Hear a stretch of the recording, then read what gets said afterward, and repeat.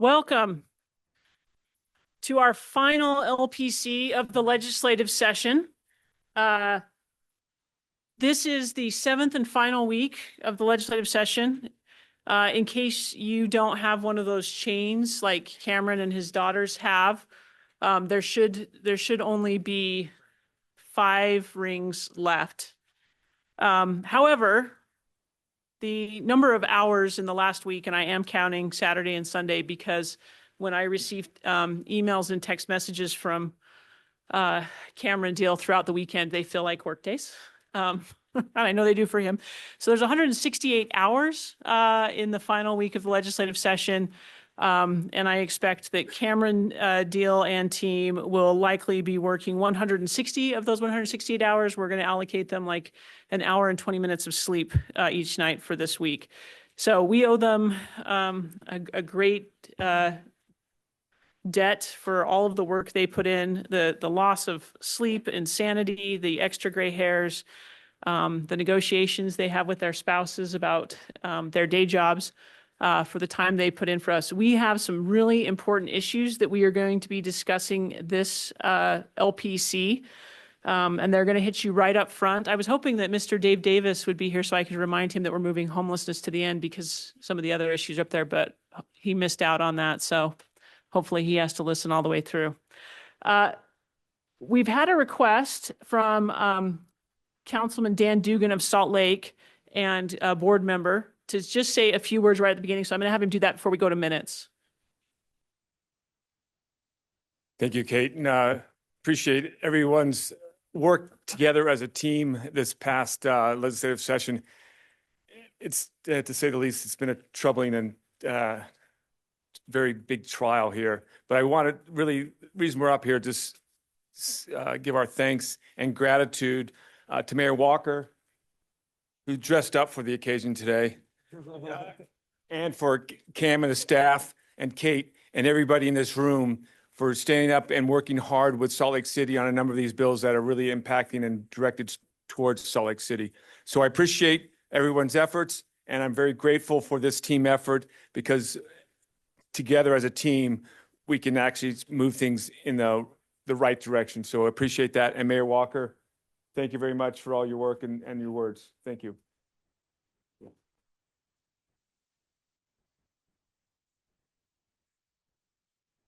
Thank you. I think as city leaders, we all agree that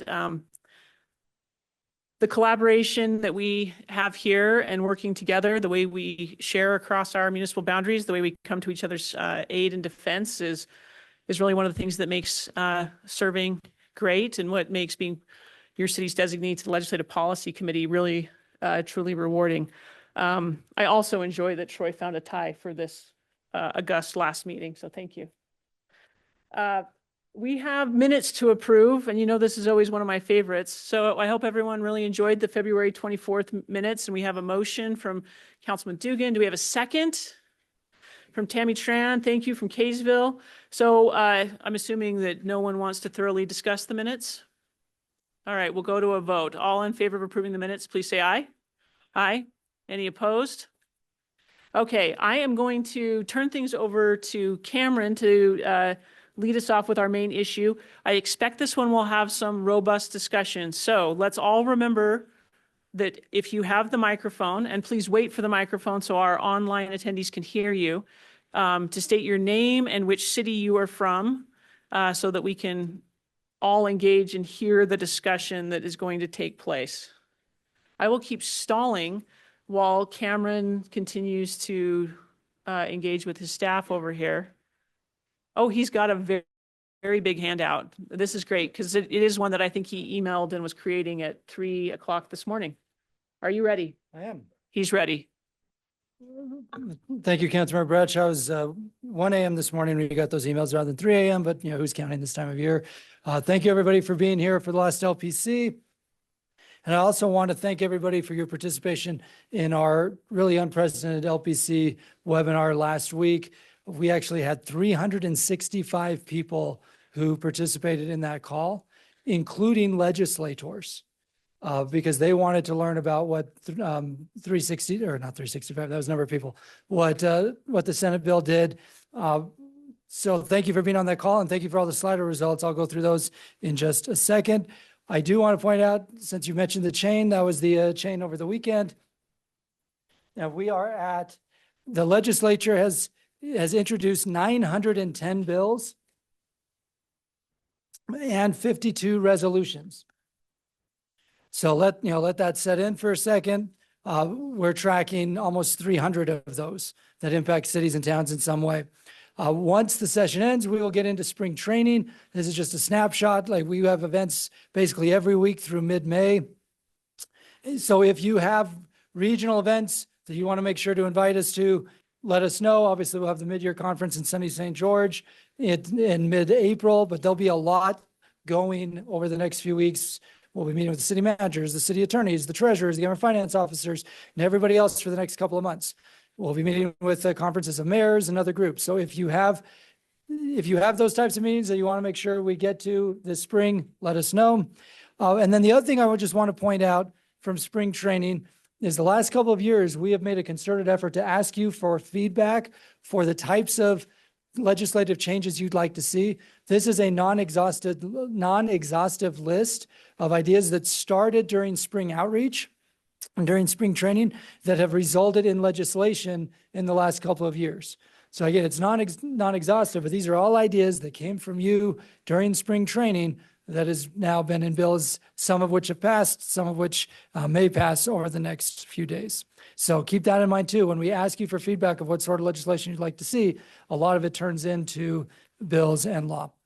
All right, so let's talk a little partnership, not preemption. This has been a theme that I think league staff has repeated countless times over the last 7 weeks in different testimony.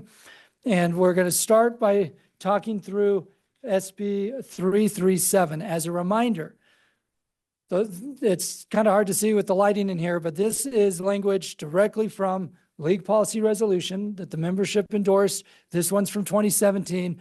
It talks about how we cannot support development proposals, commissions, development authorities, and the like that would deprive local municipalities of their traditional local land use authority on private property or deprive them control of tax increment without their consent. So that is one of the key principles that we advocate for up here at the Capitol. And then this was a follow-up resolution from 2023 that the membership endorsed. So we as league staff are always looking at that policy platform as we're negotiating these bills and coordinating with the league officers of where do we fall in these bills. And so what related to SB 337, these are really the 4 key principles: local consent, no preemption of land use, no preemption of local government revenue, and then local leader participation, particularly elected officials. Okay, so last week we showed you this slide. These were 7 bills that are in this space around different types of authorities or legal structures that are influencing the use of tax increment. And last week we had SB 337 as the bullseye because SB 337 in its original form preempted land use authority and then took away our tax increment without our consent and did not have local government representation therein. You'll notice we've changed the line to blue to represent the first sub, which we're going to present to you here in a moment. One way that SB 337 has changed with the substitute came out this morning is there's been a lot of discussion up here around, well, how does the Inland Port Authority work, which is an opt-in model? And you can see how they are, they're starting to move together. So before I jump into the details though, let me take a step back to walk through what has happened since we last met. We presented the bill to you via the webinar on Thursday, and then we collected via Slido hundreds of data points from you. And I want to thank Alexa and Megan on our team because they went through every one of those data points. And then they put together a white paper for league staff. Then in turn, I went back through all the data points to make sure we were covering all of our bases. And then we shared those results with the governor's office and with the bill sponsors. For example, there's a slide later, but I'll just reference it now. 81% of you were very concerned with SB 337 as drafted. 81% were in the very concerned space. So we delivered that data point to the bill sponsors, and then we delivered it to the governor face-to-face this morning when we met with him on the bill. During the course of that webinar, we also asked you through open-ended questions, of what does meaningful local consent look like. And so we put together a white paper that detailed what does that local consent and that partnership look like.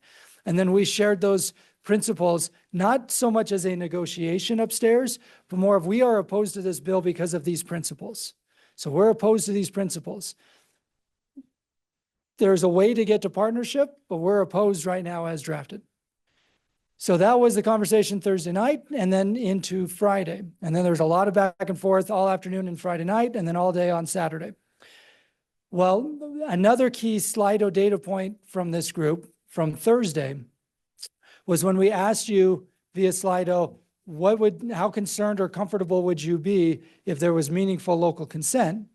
We were 81% very concerned with the bill as drafted, but then the very concerned number dropped to 14% if there was meaningful local consent. That's an important piece here because our message resonated upstairs loud and clear that we were opposed to the bill as drafted because it was a preemption, not a partnership. And then as a result, because we were pounding that message for several days over the weekend, the supporters of the bill basically agreed to pull out the preemptive language of the initial bill, which is what you see in the first substitute now, is that it's now meaningful. There's now local consent as part of the bill. We're going to take a moment to now, well, sure, there's still a lot of work to go on this bill, but I do want to just point out that it was your feedback of saying we are very concerned about this bill that enabled us to go back and say, this bill as is, we are a hard no. And then they came back and said, we recognize you're a hard no, so let's talk about how we make this a partnership. And that's the genesis of the first sub. Okay, we have put together this. The first sub came out yesterday afternoon. Let's circulate it. For those in the room, we're going to, Cassidy, let's go ahead and switch over to this document because we're going to walk through with you. We normally don't have time to do this at LPC, but recognizing, yep, I'll let you do that. Recognizing the scale of the original bill, we want to talk through what's in the first sub and then what is still being considered for a second sub. So there are a few questions online as these are being passed out and it's being shared on here. So a couple of quick questions online that are around around local consent. A question of what percent were still concerned but not very concerned from the Moab mayor. Interest. So that's a good point. I think we have a slide later on this, but I'll just bring this up now. I said 81% were very concerned. Another 14% were somewhat concerned. So 95% were in the concern space. If there's meaningful local consent, per that Slido question, that universe of concern dropped to 29% between very and somewhat. So it went from 95 to 29. So still a large number, but significantly less than that 95%. So Mayor, thanks for asking that. Okay, hopefully people online can now see this. We're handing this out in the room as well. And Jennifer, I'm going to come to that question too. So just stay tuned. What you have in front of you, we were hustling to put together last night after reviewing the bill and then getting it ready for this meeting this morning.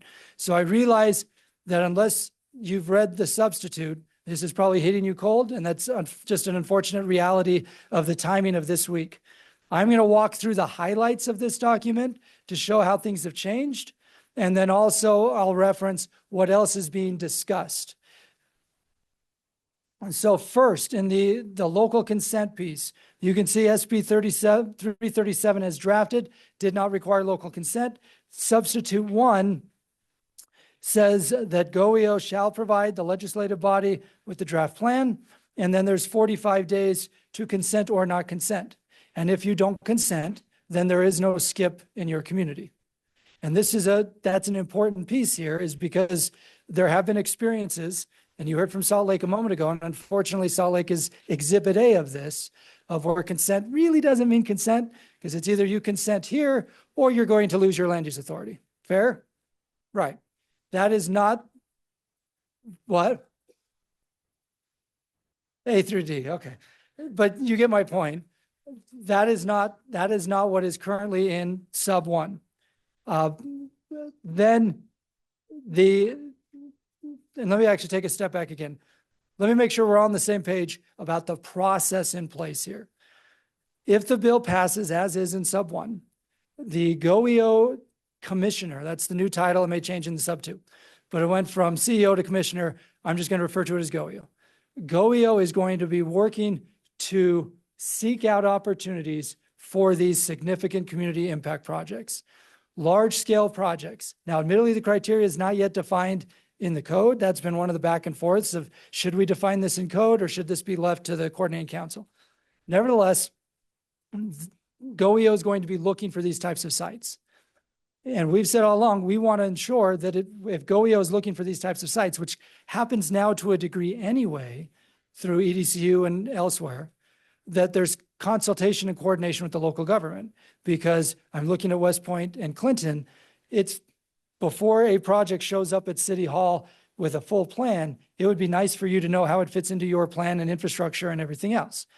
That was one of the points that we made this morning where they said, yeah, that makes some sense. We should look at that. So this local consent piece, I think, is much better. And it reflects the awareness from the key stakeholders, particularly in the governor's office, of wanting this to be more of a partnership. And they've acknowledged, yeah, we can still work on this to make sure that we are in that partnership space. So the site selector from GOEO is looking for these sites and then brings it to the city. If the city consents, then it goes to the Beehive agency, and the Beehive agency is responsible for approving the project area. But again, as part of that local consent, it's in writing to the agency. So now the local government is working with the agency in writing with an interagency agreement to spell out how this project area is going to work, where the money is going to be spent, what it's going to be spent on, so on and so forth. Okay, so that's the step-by-step piece. Now, you'll see a third column here, and the third column is what we refer to as Inland Port 2.0. Inland Port 1.0, Inland Port 1.0 was an affront to local government. The league filed an amicus brief against it. Some of you were on the board when we did that. And to the credit of Salt Lake City, you had the litigation going, Salt Lake rolled up their sleeves and really put in the time and work to address as many problems as possible within Inland Port 1.0. Inland Port 1.0 is still very flawed. But what came out of Inland Port 1.0 is now Inland Port 2.0. And a key piece of Inland Port 2.0 compared to 1.0 is this local consent piece. So what you'll see in this document is parallels between what's being proposed with the Beehive agency and Inland Port 2.0. So I bring this up because part of the Slido feedback we got last week was a lot of frustration about some of the powers and duties that would be part of Beehive. But most of those powers and duties actually already exist in the code with Inland Port. In this case, the key difference was that local consent, and we're working through that local consent piece because they've heard our points and have responded to our points around the partnership. Then you can look down through the definitions and finances, and you can see in those areas a lot of parallel to what exists in the Inland Port piece. And there are still questions of what is the project area budget spent on?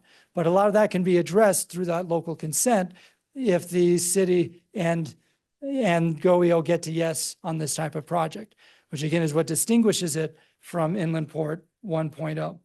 Then you get into the Beehive board, and the Beehive board has these different duties, membership, the considerations for what is a skip and what isn't a skip. And so that is different than Inland Port 2.0.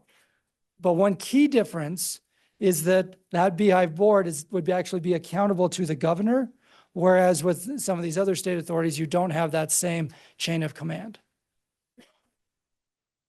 I am going to pause for a moment here because this is really kind of Bill A within 337. I also want to reference what is Bill B within SB 337, because Bill B within 337 actually creates a separate group called the Economic Opportunity Coordinating Council. Now, if that sounds a little like the Unified Economic Opportunity Commission, you're not wrong, because there are a lot of similar letters there. So I wish there was a better acronym. We presented to you last week that the legislature was abolishing the UEOC, and there was much rejoicing throughout the land. In this case, they want to create this new coordinating council, and there are a couple of key objectives here that we as staff think make a lot of sense. Number one is trying to align an economic development vision for the state, because right now it's still somewhat wishy-washy. Number two is to try to align and coordinate what's happening with these state authorities, whether it's Inland Port, MIDA, Fair Park, et cetera, and try to better coordinate what they are doing. And then the third piece to this is that they have offered a seat on that board to the League and UAC, again, in the spirit of partnership, to make sure we are all part of that coordinating council discussion.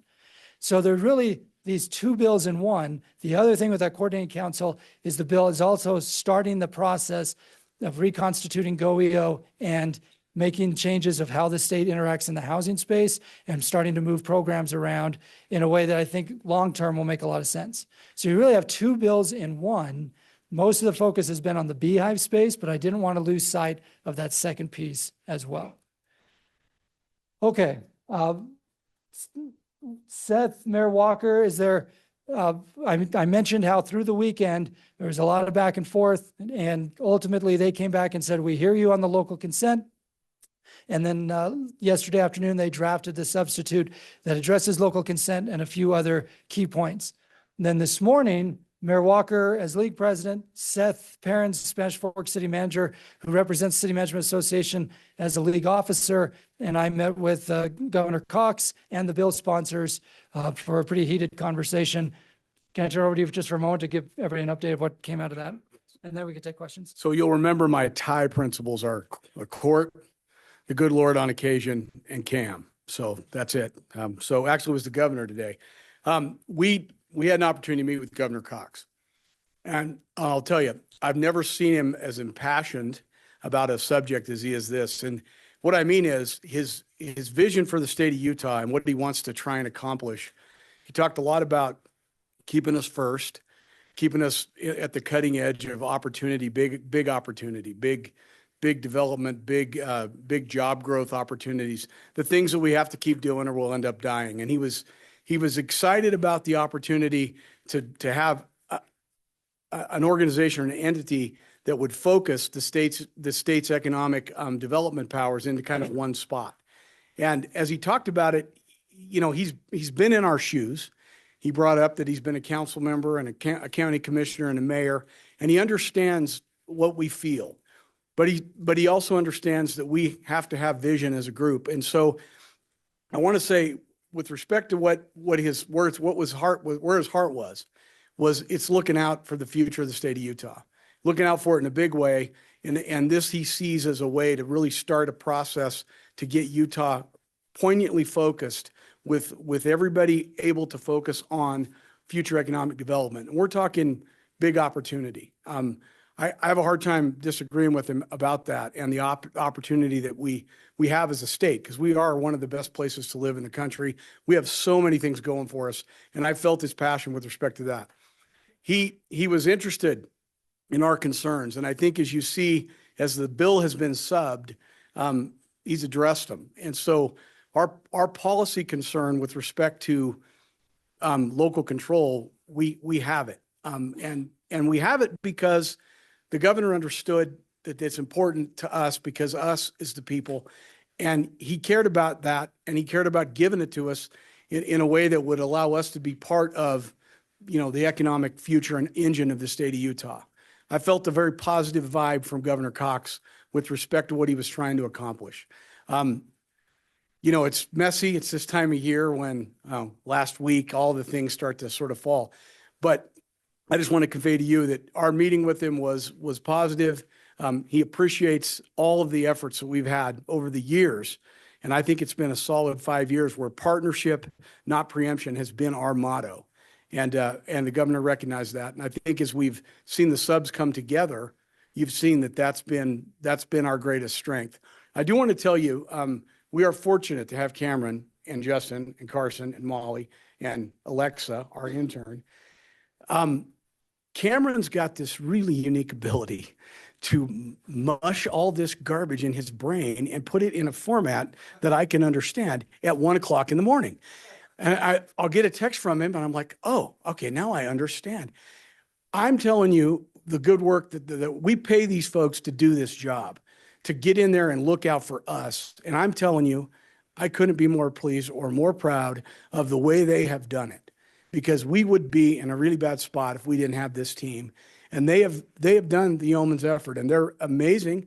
And I can tell you, Cameron's been good and yelled at over this bill, and good and yelled at by someone he goes way back with, because Cameron stood and said, our members are hell no on sub 1, on bill 1. Not heck no, we were hell no. And they got that message loud and clear. This wasn't a traditional negotiation where we were in there like trying to cut a deal. That is not how it went down. We said hell no, and they said, what do we got to do to get to maybe even hell yes? Frankly, the governor, he wishes we could support him. That's his wish. That's what he was hopeful for. He asked me to ask you if you'd be willing to get the support, if we could get a few more things in the second sub. His hope was that we could show support and come forward and be true partners with what he's trying to accomplish for the state. I'll let Steph talk to you a little bit more about sort of some of the technical things that we think we're in line with this bill. Thanks, Mayor Walker. As we started working on this bill on Wednesday, and I say we as if I had anything to do with it, but we're all in the room together. So as the League Army started working this bill, certainly on Wednesday, we started having conversations of if we could get things out of this bill, what would that look like? And you on Thursday, collectively as the League Army, gave a lot of great insights that have found their way into the language of sub 1 and are still probably coming in what we will see in sub 2. That has not happened just simply because there's been a lot of work and a lot of work by a lot of, as the mayor mentioned, a lot of League staff. I think if we go back in time a handful of years, and some specific cities I think would be able to testify about this more than I, but some of the state authorities and agencies that have been created started out versions 1.0 were awful, as Cam mentioned also a moment ago. We hoped that maybe we could skip from 1.0 to right to the 2.0 type that has that local consent, that has the pieces that we have been starting to find beneficial in some of these other agencies. And candidly, I think we're getting really close to that, as Cam's outlined some of the changes, and then again, some of those that we're expecting to see in the next sub that comes out. Specifically, that local control and then some tools. Spanish Fork City has an inland port project area, and as we started looking into an area that we've been working on for 20 years to try to develop, we just couldn't get over the finances of it. And this area has been poised and zoned and annexed, ready to go, but we just couldn't get over the financing. And so as we looked at tools, we found that the tools associated with the port would help us the most to be able to get there. It seems in a lot of ways as a city, this tool, as we're working through the SCIP, and I'm just going to call it SCIP 2.0 at this point, because I'm confident and hopeful that's where we're headed, would give us as a city tools to plug into the state. And as Spanish Fork City, we're somewhat sophisticated, but we don't have the resources and the reach that the state has. We're not connected statewide, of course, as the state certainly is. And so the bill would give us some of the opportunities that as a city, we're frankly never going to have. But as we connect with the state, we probably get better access to tools, just like we're experiencing with the port and the partnership that we have there. So those are some of the technical things that I've seen and have been discussing with Cam and others. Oh, that was great. Perfect. Thanks, Mayor. Thanks, Seth. As mentioned, the three of us met with the governor and the bill sponsors this morning, and there is a sub 2 in the works because there are still some shortcomings in sub 1. But it was a productive dialogue this morning about what those things need to be. I've already talked through that. Okay, yep, I talked through this of what the state's overarching objectives are.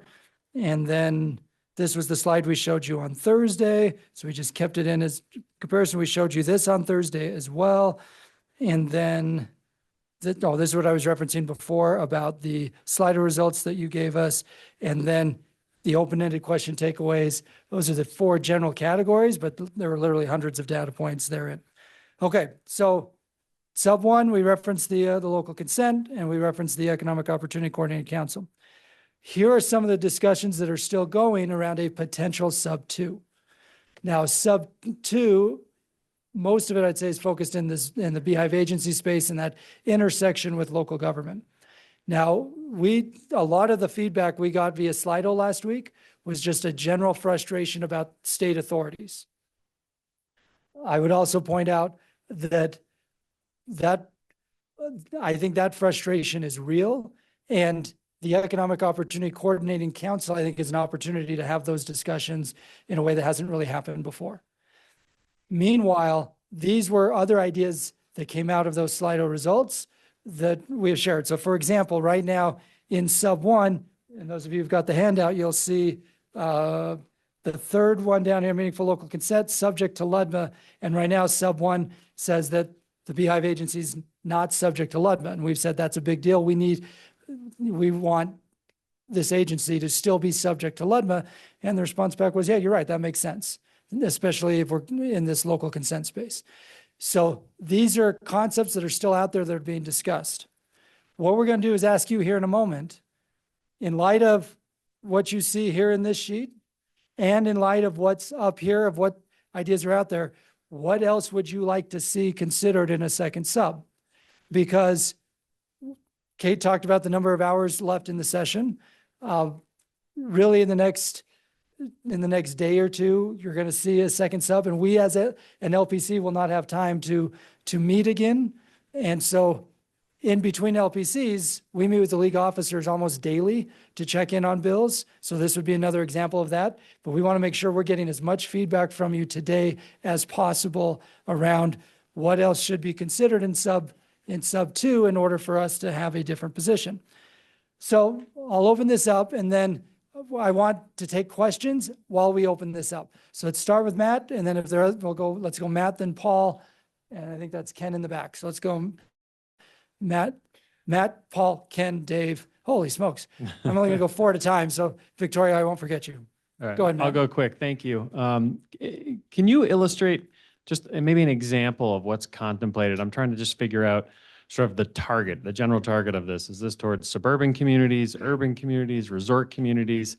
Have there been any examples of what's contemplated here? Because it might just give us a better sense of, where this bill is headed and what they're really trying to accomplish. Thanks. Perfect. Thank you. That's Matt from Park City. The significant community impact project, especially after our conversation with the governor this morning, is what he referred to as generational type projects. So and even in committee this morning, Senator Cullimore, when he presented the bill, said this is not about a normal subdivision. It's not about a mixed use project with a Walmart. This is a generational type project. Now, the inevitable next question is, what is a generational type project? So within the conversation, there have been different ideas that have been discussed, and it could be a large scale economic development opportunity, like a second Texas Instruments type project that came to Northern Utah County. It could be headquarters of a Fortune 50 company. That's one of the priorities actually leading up to the Olympics, is to try to get a headquarters of a Fortune 50 company in Utah. It could be, there's been discussion around a spaceport, and so it could be something to that degree. So in all the conversations with the governor, he views the SCIP as a generational project rather than any other sort of type of project. And that's why he feels like it makes sense for the governor to lead out in those discussions and have a tool in the toolbox to partner with local governments to try to facilitate that sort of generational project. So thanks. Let's go Paul. And then I've now forgotten what the next order was, but go ahead, Paul. Yeah, a couple of things. the, um, there's reference to the ability to use tax increment outside of the project area. Right. And I know there's a little bit of guidance in subsequent language to that on what that means. I think it probably needs to track with what's required of CRAs. In other words, the same restrictions we have locally on use of tax increment outside a project area should be required of the state. It seems to be much more open for them to use it on whatever they want. So that's one item. Yeah. Another question is the state subject to the same retail restrictions that we are? Yes. In other words, not being able to use tax Yes. increment? Okay. Yep. And then I know the language about consent is in there, but as I read it, I would like to see it be much more specific and explicit that if that consent is not granted by the local community, the project area is not created. As I read it, it just says you get to vote yes or no, but if you vote no, what's the consequence? So I can address that. If you vote no, the Beehive agency may not approve a project unless there's written consent from the community. Okay, and that to me needs to be explicit. Yeah. Last one's editorial. Gravel pits are generational projects for us. The Yes. state thinks they're great. Yep. We often don't. And so we need to be real careful about what they are calling generational projects that they think everybody should be on the bandwagon. Yep, good point. So let's go Ken, then Dave, then Victoria. Holy smokes. This is great though. This is why we're here. So Ken, then Dave, then Councilmember Petro. I'm going to pause there and then I'll come back to the next set of hands. So I have any hands behind me. Thanks, Ken Leatham, North Salt Lake. I'm wondering, and I completely agree that the state doesn't have a process for these legacy. Now, I agree with Seth that for a city like mine, we don't have the expertise to do a project. It would be great to be able to partner with the state of Utah. But I'm wondering if there's a way for local governments that are going to be affected by a skip to be involved in the process a lot sooner Yeah. than just the consent period, the 45 days. It seems to me if we're going to have major projects, that local government input sooner would be better. And I don't know how to write that. I don't know how to put that in the bill, but it seems very possible that if the state or private development or both are contemplating a large project, we ought to be able to have input sooner than later. No, it's a great point, Ken. And actually, we were having this very conversation, Mayor Walker, Seth and I with the governor's team and the bill sponsors this morning, and they agreed. And so we were brainstorming what does that notice look like so that the local government's aware earlier in the process. And so, yeah, great point. Dave? Dave Quayle with Salt Lake City. I think with the focus on generational projects, I think it may be worthwhile putting a lot of focus on the irrevocability of the consent. Yeah. I've never seen a generational project come to the city council. Right. So those projects are going to change over time, and what could be presented as a very palatable project up front, you consent to it, becomes something very different when the rubber meets the road. So that to me is something I think it's worth putting a lot of focus on. Yep, great point. And we discussed the revocability provision with the governor's staff this morning. They understood our concerns on it. What they were trying to achieve in their defense was a sense of certainty for this generational project to go forward. And we said, the concern is if you create this policy threshold of irrevocability, then are you actually making it so concerning that no one's ever going to want to sign on, as opposed to kind of working together on the process? So let's go Councilmember Petro, and then I saw a bunch of other hands. Go ahead. Victoria Petro from Salt Lake City. I wasn't going to get so deep into this, but when even the esteemed Jordan Hess from Washington City is in the same lane as me, I feel like I'm in good policy ground. Like so many others who have been commenting online and everything, I would love to see this kick to interim. It's just a really, really big thing to have been presented at this late in the session. If there are political realities such that we need to play ball, I really, really, really would love to see us push for a study on what happens to the local economy and autonomy in these. We have enough of these. And what ends up happening is, so if I'm from Salt Lake City and I say anything negative about any of the authorities in my area, it's just going to be not wanting something in my area, right? Like and if I say something great about the port, they push it out as confirmation bias, and the Salt Lake Trib tars and feathers me as someone who hates the environment. So there's no way for me to ever speak with any sort of rational autonomy or an authority on what's happening, because we have nothing but anecdotes on which to base this. So what I would like is for us to push for a study. Ideally, it would be pushing this whole thing to interim with a study and then revisiting next year with data. If that political reality doesn't exist and we have to play ball, I still want the study so that there's not just the coercion of withholding tax increment.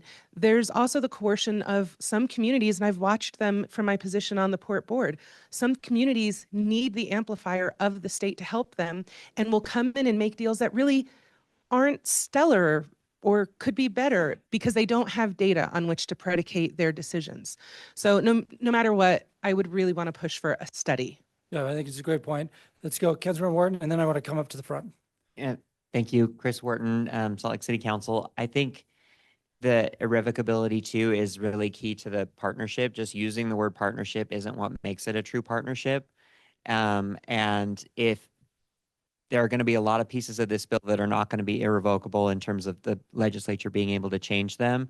And so I can say, having been on the council before the creation of the inland port until now, that a lot of things can change. And if the only thing that is keeping cities at the table is that they can revoke consent, like that's really the only bargaining chip that cities will have in this going forward, if any. Yep, great points. Let's come over here to Mayor Zoltansky, and then Mayor Staggs, and then Gary. So I'll do three at a time. Sandy, Mayor Monica Zoltansky. I just spoke with Senator Colmore, the bill sponsor, and told him we were talking about this. Two issues I addressed with him about the meaningful local consent. What does that mean? What are the parameters, since we don't know whether it's a landscape, like a landmass sizing, or an industry or private investment minimums? That we, as cities, we need some definition. We need some guardrails so that we're not box, but targeted. We're not talking about a gondola that's going to be funded by public tax dollars, that it has to be for private investment that's going to bring new money into the cities, and minimum criteria, whether it's energy production or job creation or new money investment from private industry. That's number one. And also the landscape. What is the size, the physical size of a project area? And then concerning the irrevocable consent, if a project is substantially changed once a governing body gives their consent, what then? Do we just, we're just twisting in the wind? We'd want some assurances, some qualifying language that if there is significant change from the application that's presented that yields the city's consent, that we'd be able to go back and revisit that. So creating some qualifying language, that's line 782 of the bill is drafted, that's required. Senator Colmore mentioned that he'd be open to discussions on both of those and said you could quote him on that. And he expects those are the details that'll get worked out in interim. Perfect. Thanks. Perfect. Yeah, a couple of things here. I mentioned that we met with the governor this morning. Senator Colmore and Representative Roberts, who are the bill sponsor and floor sponsor, were there too. And they've both, Senator Colmore and Representative Roberts, have said, we want this to be a partnership.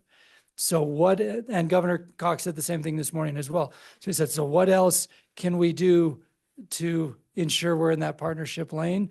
And on the scale and size, we've talked about that with them. And the response back, for better or for worse, I think this is an interesting policy point they've made, is that a significant community impact project may look different in Sandy City than in Saratoga Springs, than in Scipio, because of size and scale. So you may have a generational project in Scipio, but it's really quite small.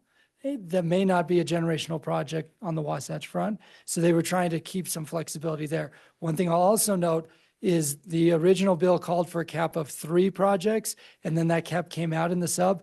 And we confirmed this morning with the governor's team and others, that was a drafting error. They still intended for the cap to be there, because I think that gets to the point Park City asked about if it's a generational project, then there shouldn't be 20 of these. It should really be generational. Let's go Mayor Staggs, and then Gary, and then we could probably do Councilor Bradshaw. If it's good, we could go for a few more minutes, and then we can move on to other bills.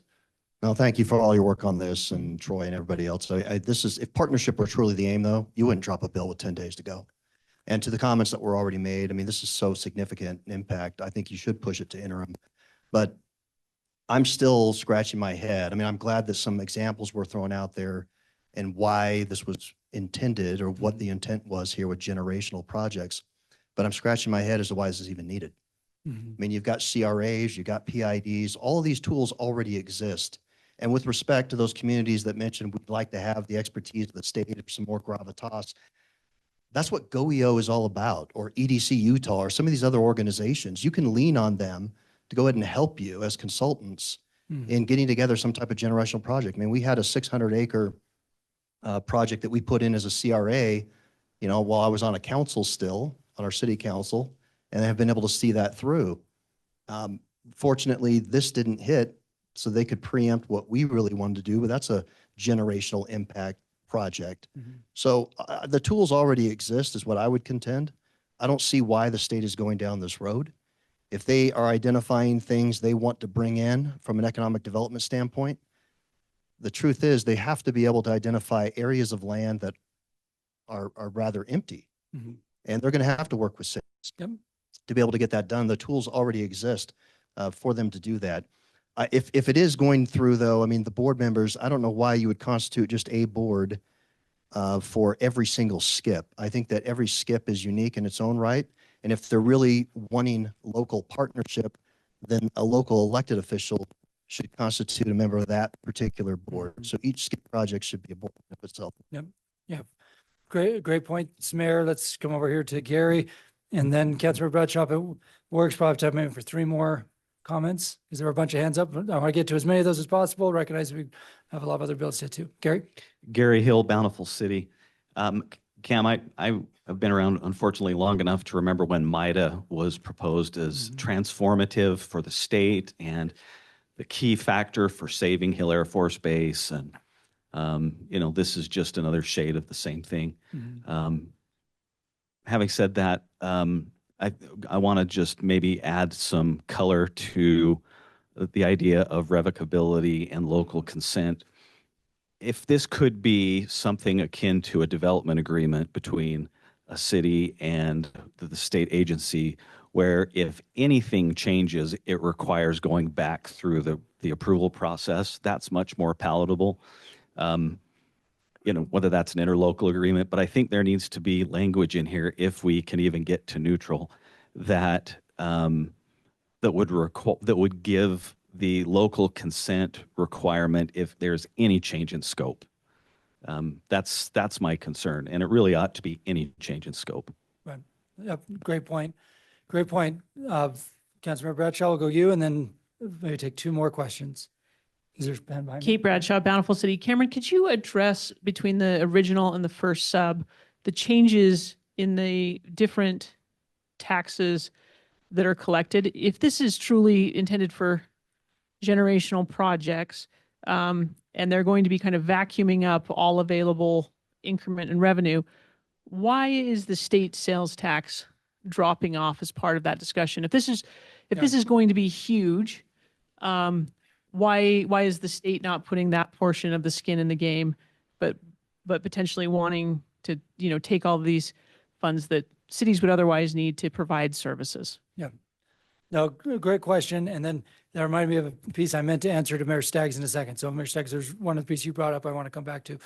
So Councilmember Bradshaw is referencing in the handout in the finances section, you'll see sub 1 deleted the collects up to the 75% of the state sales tax.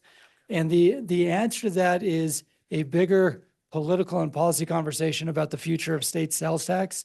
And you've got a lot of appetite up here to make changes to the income tax, and not just little cuts here and there, but large scale changes to income tax. and then discussions about what that means for the state sales tax. So there's a lot of anxiousness, for better or for worse, from state leaders about earmarking the state sales tax. So that was not anything that came from us. That was back and forth between different members of state leaders. It does then, and I think this is the point you were getting to subtly, it does then get to the point that the revenue streams here are otherwise local revenue streams, which then comes back to Paul's point and Mayor Staggs' point of how is this tool different from any of the other tax increment tools that exist. So a couple of key differences. Number one, what they're contemplating in the Beehive piece really is a all of state government providing resources for the generational type project. And that doesn't happen right now with, say, consulting with EDC Utah. And even with GoEO, how GoEO currently operates, that doesn't really happen either. So this would be a tool where Bountiful or Riverton could partner with the state of Utah and have access to basically all of the state agencies to work together to get a generational project to the finish line. One of the examples that has come up repeatedly has been that for a lot of these generational type projects, they actually don't care about the financial incentive. They care about speed and the ability to get to market quickly and to get the project done quickly. So this would be a all hands on deck type approach for the generational type projects. That would be the key distinction between a comparable tax increment financing tool. But it is a very fair point to say there's not any state money, as at least in this draft, on the table right now. Okay, let's go, Mark, and then we'll have time for one more question. Mark Christensen, Saratoga Springs. One of the concerns that I have is, and it goes back to what Gary was just talking about a few minutes ago, MIDA originally was supposed to protect Hill Air Force Base. The next move was it jumped up into Park City and was trying to do, I think, a movie studio or something like that, or a film production company there. And then it jumped out to Saratoga. Non-contiguous is a big deal. And frankly, unless there's some significant guardrails put onto it, we need to understand what that means. And the fact that literally they could have one project and they could say, well, it'll be in 100 areas across the state. Well, that seems problematic to us. We need to have some very specific understanding of what non-contiguous means. Are we going to say it has to be approved in each of the counties, or do they have to list it? We need to understand where that's going to be landing. The other part is and you and I talked a little bit about this last week, but I'd love to claw back some of the MIDA godlike powers that were granted years ago. And some of those things, I'd love to see some of that claw back so that we truly get local control back in a meaningful way and in a long-term us going back to being the ones that control our destinies in our corners of the world. So those are my thoughts. Perfect. Thank you, Mark. Just so everyone's aware what he's referenced, if you go to the important definitions piece, the first line says scope of land and says may be non-contiguous. And you'll see that extends for 337 as drafted, 337 sub, and Inland Port 2.0. So Mark's point, it's okay. I'm going to put a couple words in your mouth here just to kind of connect the dots. I hope so. I hope so. Just to connect the dots here, the scope of authority around scope of land in SB 337 sub 1 matches what exists in MIDA, what exists in Inland Port. And I agree with Mark's concerns about the scope in those other areas, recognizing that as a league, we have not opposed those bills in recent years because they all still hinged on local consent. So if Riverton, and I'm picking on you, Mark, because you're in the front row, so I'll go to Taylorsville or Providence, right? But if any of your communities wanted to participate with Inland Port, you have the ability to choose or not choose to do so. So your point, Mark, is a fair one about the scope of the powers and duties of these state authorities, but the non-contiguous land is what gets worked out in the development agreement if Providence or Taylorsville wanted to participate in Inland Port. So they're modeling it the same way. I think your bigger picture point is also fair. And I think that's where that Economic Opportunity Coordinating Council becomes an opportunity to have these conversations that aren't really happening now. Okay, who's my last one? Isaac, and then Councilmember Bradshaw, are you good if we proceed? Okay. Well, you're the chair. Hello? Okay, Isaac Paxman with Provo. Just one lens to look at this for me, and maybe I'm missing something, but it seems to me if this bill passed, every one of our municipalities would have every power it has now. And it would have one additional one, the power to enter into one of these. So I think there's lots of concerns and there's lots of reasons you wouldn't want to do one of these. And shame on you if you don't think through them all and you enter one of these in a way that's dumb, but that's just one lens on this. There's nothing stripped from us here. One thing is added, one new opportunity. And I just think that we should keep that perspective in mind as well. Mayor Walker, I said one more. President gets to speak. Well, it's been great to listen to all the concerns and questions. And I think that what you can see that as we took our initial position, we've moved a long way and now we have a second sub coming out. I think with some of these considerations, the LUDMA thing being a drafting error, clear revocability opportunity, and then down the road, some description as to what the size and scope might be. But I think I'm with Isaac in the sense that our principle of local control, we 100% have it now. And we've gotten it, and we have the opportunity to say no any step of the way. The fair point about getting the city's notice more than 45 days, we agree with that. We were talking about that. I think what I would like to see us do, if it's possible, is to get to at least a neutral position now pending the outcome of substitute 2 and move forward from there.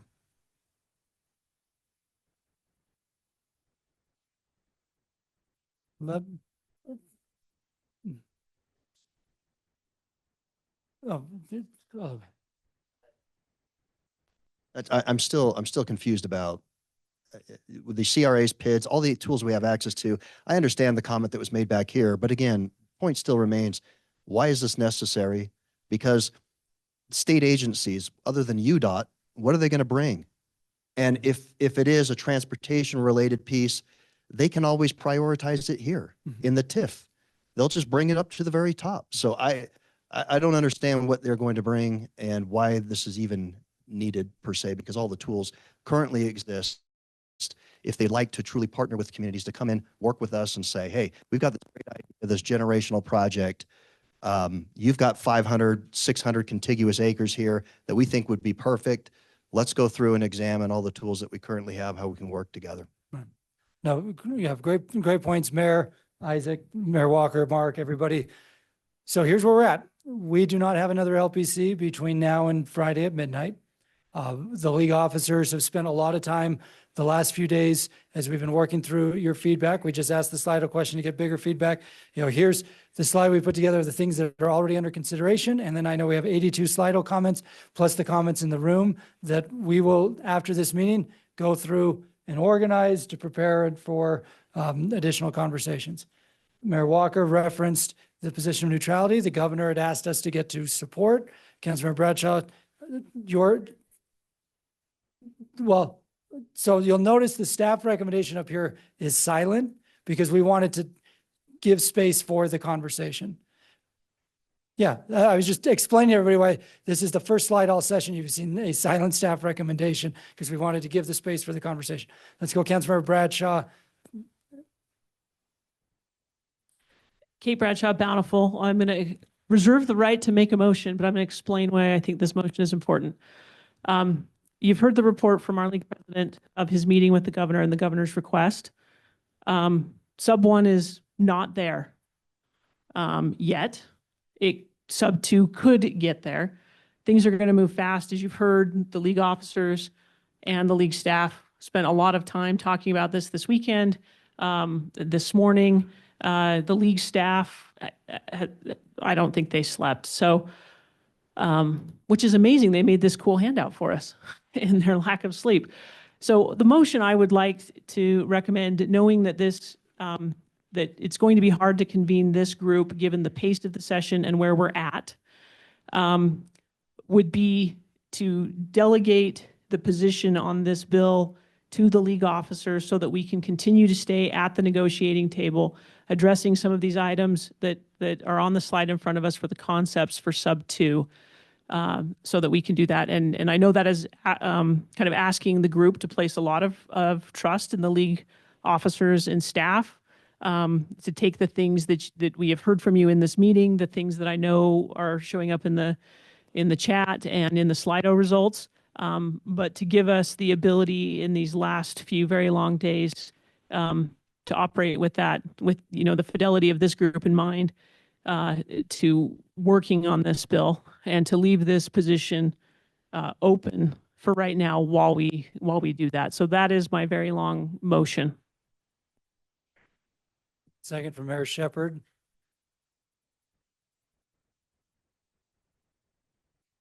Okay, Mayor Shepherd beat me to the punch, but having been in that position before, to be deputized, if you will, to make that decision, I know how much work the officers and the staff are putting into this and will put into this, and I'm really comfortable with that. I'm supportive of this. I would have seconded it, but Mark beat me, but just want you to know that I'm supportive of that, and I trust that. I trust them to make the right decision for us and to take all of the information that we've all put into the Slido and all the considerations. Perfect. Thank you, Mayor. Let me just make sure everybody knows who your league officers are. You've heard from Mayor Walker, Draper Mayor, League President, Kate Bradshaw, Bountiful Council Member, First Vice President, Krista Hinton, Santa Clara Council Member, Second Vice President, Michelle Kafusi, Mayor Provo, Immediate Past President, and then Seth Perrins from Spanish Fork, who represents the City Managers Association. So those are the 5 officers, and per our Constitution, they're authorized to make decisions on behalf of the league. So, Councilmember Petro.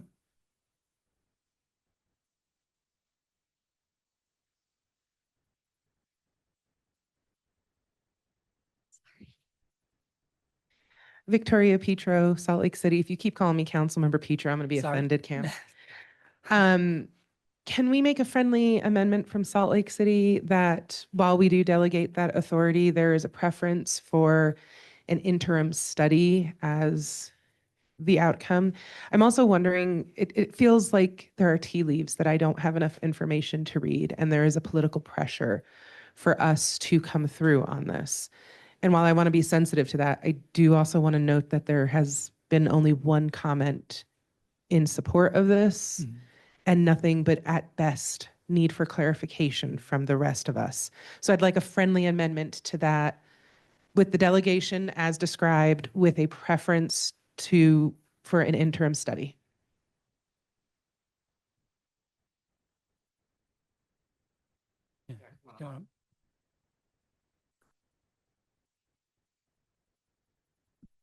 I don't know what parliamentary rules we're following, so we're back to the maker of the underlying motion. There's a friendly amendment. Katie Villani from Midway City. I just wanted to kind of second some of the points that have been made. I have absolute confidence in the leadership of Utah League of Cities and Towns. I don't really like being in the position of this dropping at the last minute and the political pressure being on this group to do something to make it happen within the timetable put on by other people when we don't have that information in front of us. And in some ways, so if there is a vote of no, it's not because of lack of confidence in your ability. It's dislike for the situation being put in and not wanting to continue to make people think that that is an okay way of doing things. Hey, I serve on a city council. My skin is thick. I once voted to cold deer. It was unanimous, so my other Bountiful friends can enjoy that. We have from Mayor Nadolski behind. Ben Nadolski, Ogden City Mayor. You're welcome for culling the deer with you in a prior life. Just to speak to the friendly motion, I recognize the pressure too, and I recognize the timeline. I also recognize an opportunity. I think that rather than viewing it as pressure from the political establishment or whatever, I think what our league leadership did for us is create an opportunity. And it sounds like the tone of the first meeting was collaborative, it was open, and encourages us to come up with a solution. And I don't want to miss that opportunity. I feel like if we went to an interim, or if we pushed for an interim, it would fly in the face of the spirit of what I'm hearing about the first meeting. And it would also send a message that local government is creating extended timelines on generational projects. Okay, I'm going to use the prerogative of the chair of this meeting. to respond to the friendly amendment and the other comments. It's the prerogative of having this microphone. I would say in the discussions that the league officers and the staff have been involved in, I'm sure you're going to want that. There has been, they've been robust. There has not necessarily been total consensus on the best paths forward, or all of the concepts we ought to consider, or how we should engage with our elected colleagues in the governor's office and at the legislature. But I think that makes for probably a good microcosm of reflecting all of you that there has been that robust discussion among the league officers about what is important and returning us again and again and again to our principles. I wouldn't want to overpromise to my friends at Salt Lake City that the thing that will carry the day in these last 4.5 days would be a study. I don't want to overpromise to my friends in Ogden that the goal of not being seen as obstructionist would be paramount either. I think we find ourselves at a moment in the legislative session which feels like we have not much time, but for those of us that have lived up here a long time, we actually have so much time. And so this bill, as it's a key bill for the House and the Senate and the governor's office, will occupy many, many, many, many discussions for the next several hours. And I hear you on it having dropped late. I have my own personal frustrations that, I can look to Mayor Walker to verify, and to Councilmember Hinton that I have robustly expressed, sometimes with farm words, some of that frustration that it has dropped late. And I think we have shared those frustrations about having, if you're going to draft something that is generational, why aren't we drafting it earlier, and why aren't you including us? So I think those are, I want to encompass all of what you've said, and hope that the group will understand that when we reach that point where you have to move to a few people to negotiate, that you'll give us some of that flexibility to do so, and know that we are also happy to have feedback and outreach. Many of you have my cell phone number. I'm happy to give it to you if you have additional feedback you want to make sure is front of mind. They are preparing a slide for our, I am rereading my motion, apparently. So the motion is for a formal position of pending, but that we delegate to the officers for continued negotiations. I see. I see, I hear the friendly amendment. I worry that we need to have as much negotiating room as possible.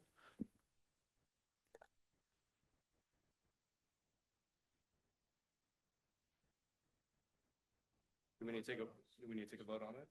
We need to take a vote on the amendment. Yeah. So you want to say the amendment? So from a parliamentary procedure. Yeah. Yeah. You need to say that online. Okay, so for the parliamentary procedure, there's a lot of people voting, and hold on, we haven't been asked for a vote yet. Because it's uncertain as to what we're voting on. And so hang everyone, from a parliamentary procedure, the friendly amendment has not been added to the motion. So Councilmember Petro, I would say Petro, sorry. Anyway, Victoria, you can make a substitute motion or not. If you make a substitute motion, it would have to have a second and be discussed and voted on. And if it passes, it passes. If it dies, we go back to Councilmember Bradshaw's original motion. That's where it's at. And I'm completely comfortable if you want to make the underlying motion. I've given you my reasons why I think we need as much broad room as possible. Okay, we have a substitute motion from Councilmember Petro from Salt Lake. Do we have a second? Carson, will you put the motion back up? So the substitute motion would be a formal position of pending with a preference for interim study, but delegating to the officers for continued negotiation. Okay, so that is the substitute motion. Do we have a second?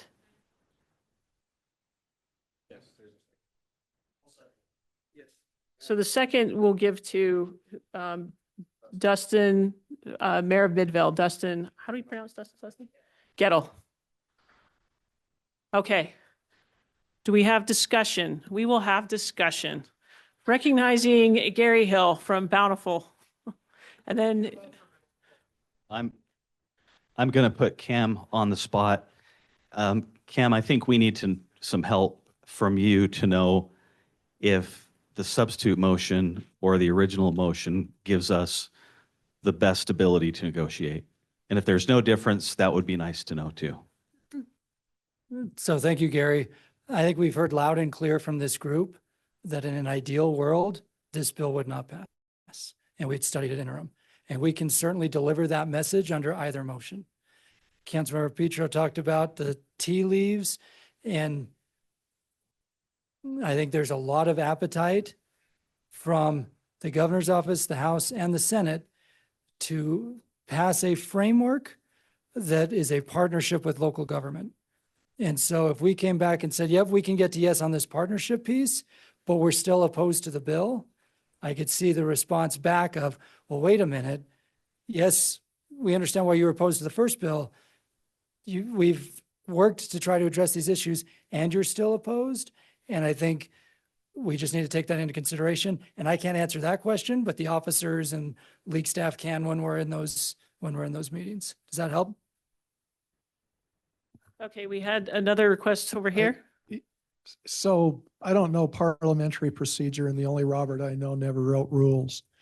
My question is on the two motions, I need to understand what are the trigger points for, I mean, if we empower the staff, which I have total confidence in, what will be the guidance to them to either say we will oppose it and we want it to go to interim, or we will take a neutral position, or we will support it?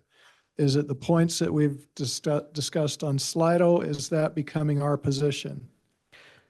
I would say for my underlying motion, it's definitely inclusive of potentially suggesting we just can't get there in time, but we want to work further. But mine is broader than that. Cam, do you want to chime in? Yeah, and Paul, that is a great question. And I'm glad you asked this clarifying question before people vote here, because the good news is everyone is invested in what the next steps are here, right? So I would say the trigger points are what's on the screen now as the starting point, bolstered by what you've provided to us via Slido in this meeting, and then recognizing that as we're negotiating this on top of all of these other bills where you've got to balance all the different political capital, you say no to something here, it limits your ability to say no to something over here. And yes, right? So this would be the starting point plus Slido. And then it's recognizing that we're going to be in constant dialogue with your elected officials who you've appointed to the league board to say, yeah, this goes far enough. We can live with this, or this doesn't go far enough. We can't live with this. We can't. Principals are also I got a question. Yeah, sorry, one other thing. Sorry, Mayor Soltansky. Kate just Councilmember Bradshaw just pointed this out. I started this presentation over an hour ago talking about the key league principles around local consent, no land use preemption, no tax, taking our tax revenue without our consent, and local government representation. And sub 1 has moved in that direction on all 4 of those. So sub 2 is also moving in all 4 of those. So at some point we do need to make the decision of, does local consent mean local consent? And if it does, then should we be neutral or support the bill or change our position from oppose? But that'll be a totality of the circumstances call based on those principles. Mayor Soltansky. So seeing how this is extraordinary, coming in at the last minute, at such a grand scale, is there anything precluding an emergency meeting later this week or some communication to the membership on the negotiations so that the membership can feel a little more invested? Nothing precludes that at all. The challenge from here on out of the session is just the timing and the pace, and that updates and notices may come out to the league membership, but the bill and the process will keep marching forward. This bill has to, if the legislature wants to keep it going and the sponsor wants to keep it, it has to cross over to the House by tomorrow's evening adjournment. And so, while the league staff does not sleep and pushes out updates and information as fast as they can, some of that will lag wherever the bill is in the process and wherever the negotiations are. And I think that's what we want to make sure you all recognize, is there would absolutely be an effort to keep the membership up to speed on the latest of negotiations and especially key points. But where we're at in the session leaves us a little bit hamstrung in making sure it's, immediately timely and you're immediately able to respond. Victoria Petro, I'd like to contend that by putting this amendment in, it actually gives you stronger bargaining, because we are saying that that would be the preference, with the understanding that we might have to swallow a bitter pill. Trust me, in Salt Lake City, and particularly in District 1, I've swallowed a bitter pill about authorities literally every session since I've been elected. However, you going in and saying they don't like it, but we can still push it here, I think it makes our case even stronger. No matter what, I'd like to call the question, because I'm sure there's something else you have to talk to us about. Okay, under our loose formation of Robert's rule, this is modified by Kate's microphone. I'm going to call the question, but it looks like our league president has one last thing he'd like to say. So I'm going to defer to him before we call for the vote. Someone was asking about political reality. I think it was you, and you're the one with this motion. I want to be clear that a motion to move it to interim is a no from us. And it will be seen as a no, and it will be seen as us neglecting all the progress that they have made to get to our single principle, which is sole land use authority. This motion of yours is not going to put us, this is Troy Walker's opinion, in a better bargaining position. It makes it worse, because I think we went in hard with our reality is we need local control, and we have it.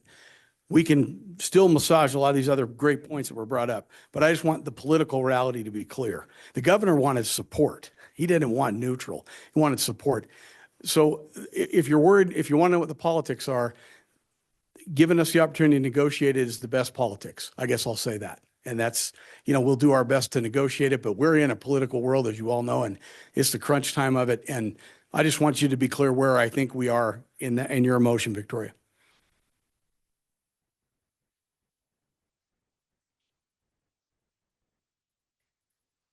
How long is your clarification? And will you please wait for the microphone? Are we, okay. So I'll tell you how we're going to do this. And by the way, this is LPC voting members only.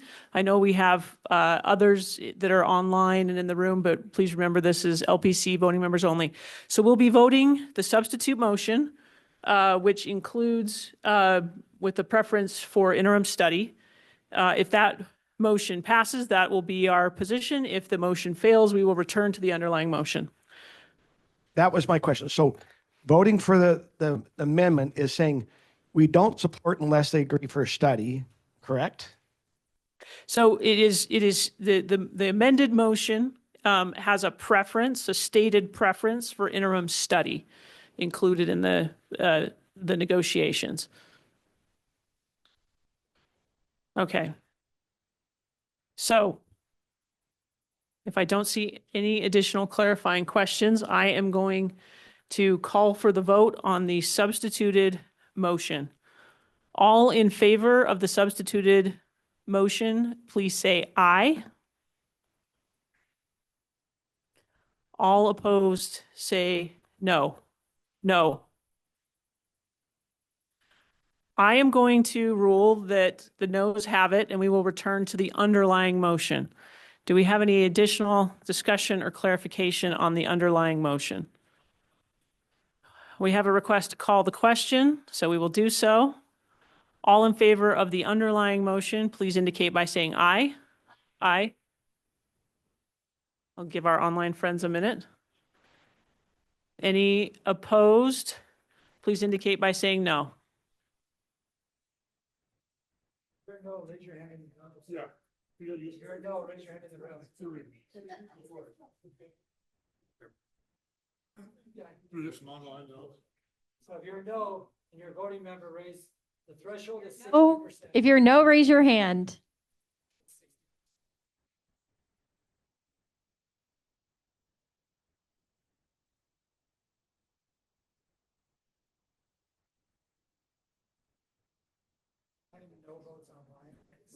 We can come back to the tally in a second. Okay, we'll come back to the tally in a moment. No matter which way this goes, we love and appreciate all of the league family that participates in these discussions. And while I'm stalling for time while they're counting, I mentioned that I was happy to have anyone's feedback they wanted to share. If you don't already have my mobile number and you'd like it, or you have really funny gifts to share, you can also share those. You can reach me at 801-599-9017.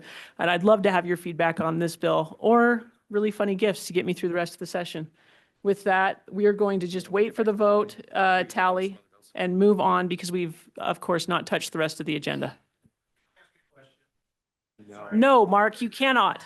There are so many yeses and nos coming through on this thing. How are you going to sort that out as to which motion they're saying yes and no to? Good luck with that. Is Perhaps you can consider that in the next ballot lesson. Carson will be, for those of you that missed that, Carson is tallying based on timestamp, and we will come back with an update once Carson has done that. And we also know how many voting members signed in using the QR code. So that will be our guide. And stay tuned. We'll be back. Justin, tell us about some other wonderful bills that are still playing out this session. So I do appreciate, this is a facetious comment, but I do appreciate you delegating to us authority to figure out all the other bills on the agenda because we got no time. Just kidding. We're going through these. We're going to go through them fast. All right. Elections. There was a groan immediately. There's not going to be a single bill we're going to talk about where you're going to be like, yay. So just, get ready. All right. So the second house passed the House last Tuesday, second substitute, excuse me. We talked about this one in the LPC last week. Takes away many of the provisions we talked about last time. The big thing is that it requires a registered voter who has a Utah driver license or another Utah state identification card to provide the last 4 digits of their primary photo identification on the return envelope. So you can mail your ballot back, you can put it in a drop box, those parts are taken away. You don't have to show ID at the polling place or at the drop box. But you do put those last 4 of the ID or the driver license on the ballot or on the return envelope, not the ballot itself. If you don't have that primary photo identification, then you have to go in and show why you should. And then this is the other part. A voter will not receive a ballot by mail unless the voter requests receive ballots by mail after January 1st, 2028. So there's going to be an opt-in provision there. And that there's various reasons you'd have to opt back in.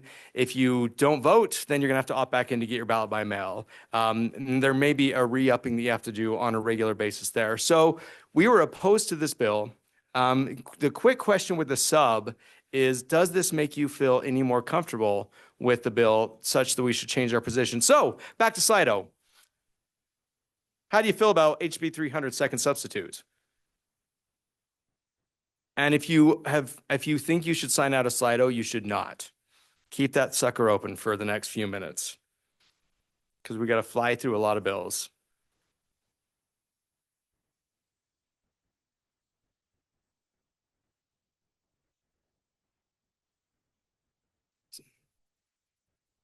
All right, and we're going to let this get up a few more.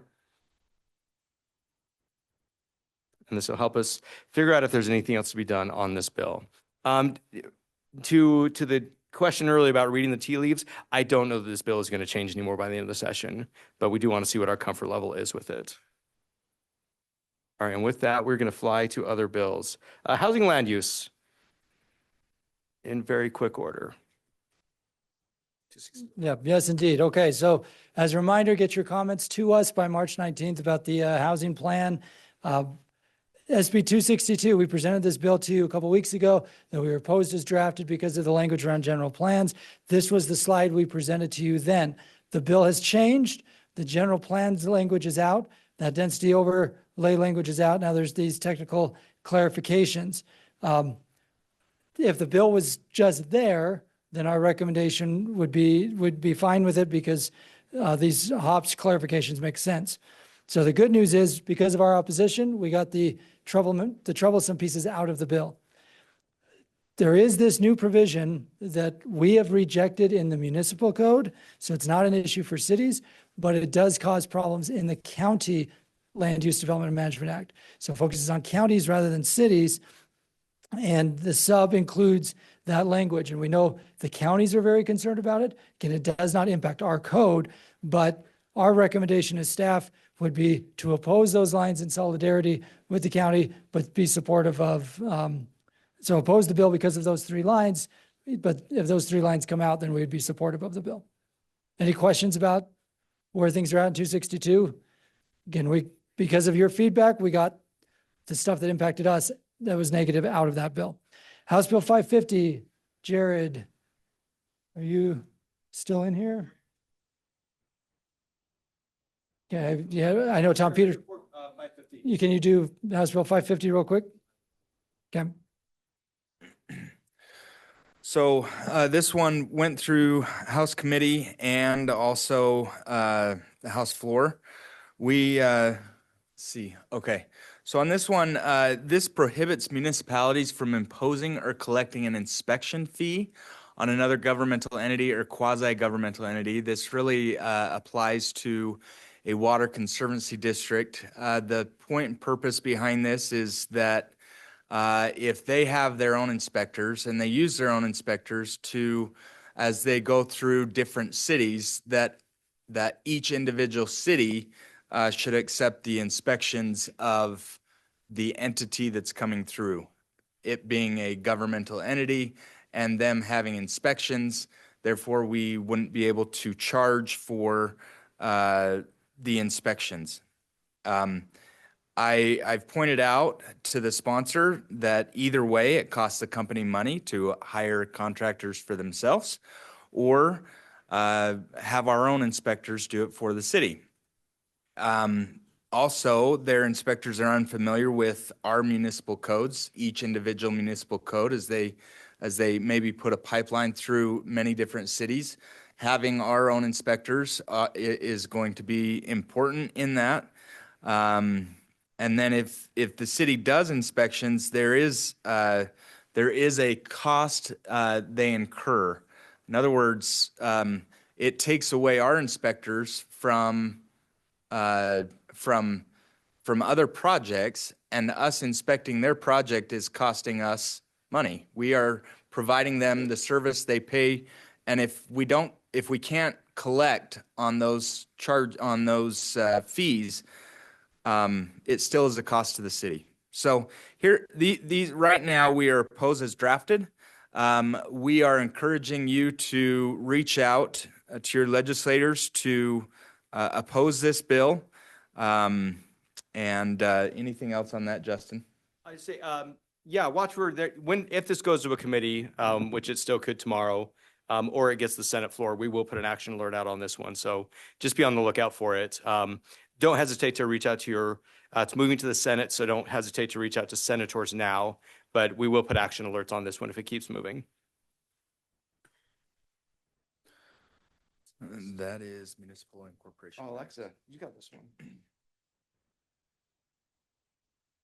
All right, I'll be quick. So last year, SB 258 passed, which enabled landowners in an unincorporated county to create a preliminary municipality for the purpose of developing land for eventual incorporation into a town. This year, HB 540 rolls back that policy in a way by prohibiting a person from submitting a feasibility study for a preliminary municipality after February 15, 2025.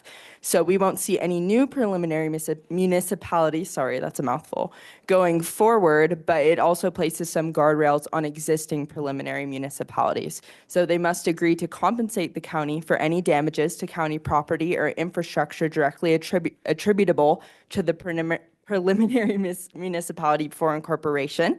The preliminary municipality must also ensure its system infrastructure is in compliance with county standards, and a preliminary municipality in a county of the 4th, 5th, or 6th class must follow existing development agreements between the initial owners in the county prior to the preliminary municipality incorporations. Oh my goodness. This bill passed out of committee this morning, and we are recommending a position of support on it. So we can answer any questions you have as well.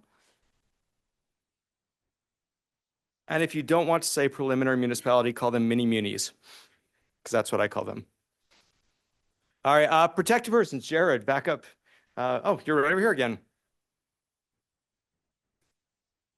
This is a weird bill. So what this does is if you are a protected person, which is someone within the last 5 years has a credible threat on their life or has been seriously injured by someone, and is again in risk of seriously bodily injury or death by the same person or an affiliated person, you get to build cool things on your property.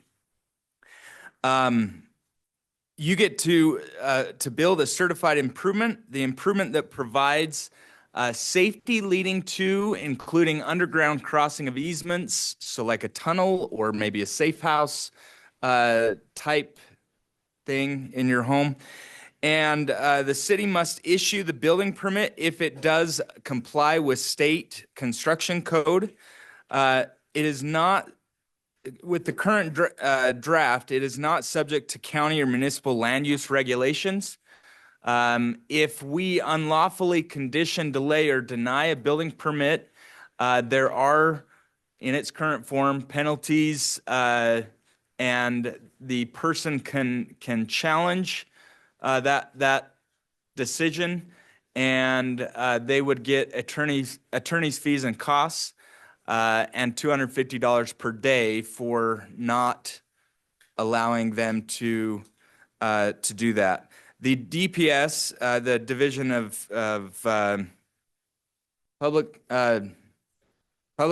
Department of Public Safety. Thank you. I was out there. Approves or denies the application based upon the rules that they create that will be created after. It's a weird bill. And so we have been working with the sponsor, Senator Ipsen, and we're still working on modifications. Anything else from anyone? Okay, do you want to jump up?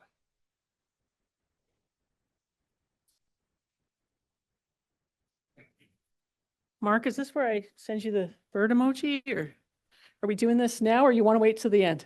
Let's just kill it now. Okay. So we have a motion from Saratoga Springs to oppose this bill right now. And it looks like we have a second from Mayor Silvestrini. So do we have discussion?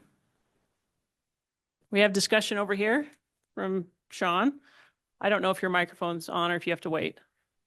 This microphone will go in and out. This is Sean Guzman, St. George Government Affairs Director. I just want to say a little more than what was presented, and that is, as soon as we reached out to Senator Ipsen, thank you. That was Senator Ipsen that just activated that recording. As soon as we reached out to him. Do you need us to build you a safe house? Yes, he does. And he said, come up. We went up immediately and he said, give me language that you can live with. Give me some language that will work. And so he is willing to work with us on this. I thought we would have some language today. So far, we haven't agreed on language we want to propose. But I just want to say it isn't one of those where it's just where he said, this is the bill, I'm going to run it and not take any input. He has invited us over and over again and reached out to me again this morning and asked me, where's your language? I want some language. So just when we take a hard stance on this, I want you to know that I would like to work with the sponsor of this bill to see if we can get to a point where we could just, and this is where you take confusing motions and I'm amendments. sorry, was and I everything. supposed to interpret from that you have a substitute motion? My substitute motion would be to work with the sponsor of this bill to, so stay on pending, work with the sponsor of the bill, and if we can't get to language that we can live with, then we could take another position on that. Okay, so we have a substitute motion. This is what I love about the end of the session is when we do this. Do we have a second to the or the substitute motion? Okay, we have a second from Councilmember Hinton. Okay, so this is going to be fun. We are going to vote this again. The substitute motion is to stay at position pending and work with the sponsor. Carson, are you ready with a timestamp? Because I'm about to call for a vote. Nobody vote until Carson is ready with a timestamp. So the way that we're going to do this for people online, I'm going to announce the first motion, the substitute motion, and then do not vote on the underlying motion until I put that in the chat room, please, just so we have a clear marker. Okay. I'm going to wait for Carson to get back to his laptop. Okay. We are going to call for the vote on the substitute motion to stay position pending. All in favor, please say aye. Aye. Any? Okay, wait, hold on. Carson, you ready? I'm going to call for no's. Okay. Any opposed, please say no. We are going to pause. I'm going to let you know that I appreciate all of you that have already sent me funny gifts. We can count the room. Do you want us to count the room? Okay. Do we need us to count the room? Let's see. 60% is the threshold. So Justin, I'm going to ask that the yeses in the room raise their hands. Can you all do that if you're a voting member? Nope, this is substitute motion to stay position pending. If you're in the room and you are a yes, raise your hand.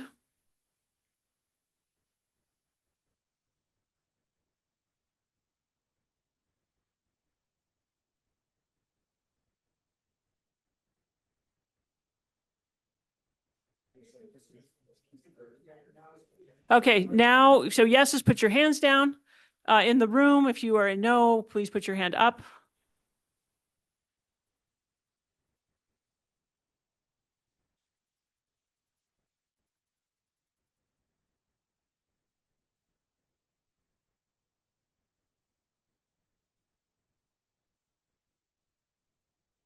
Carson is adding them up online. While we were doing that, I will tell you the results from our prior vote that we were counting on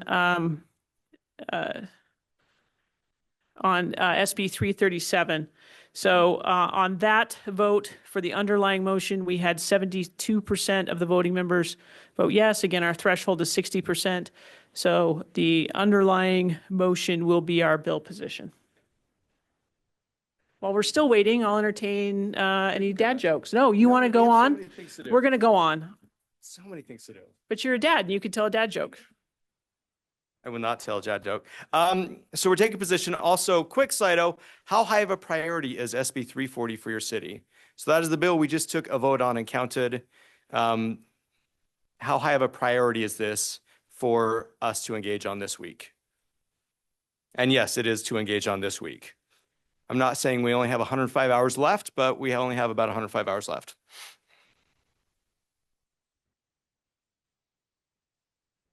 I'm going to leave this open for just about 10 more seconds.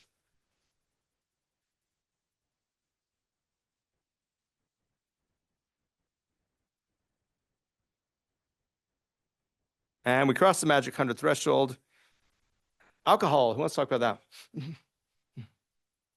You want to do it quick? Yeah. Okay, real quick, hang with us, guys. I know we've gone a long time because of 337. And then we desperately have to get to transportation utility fees.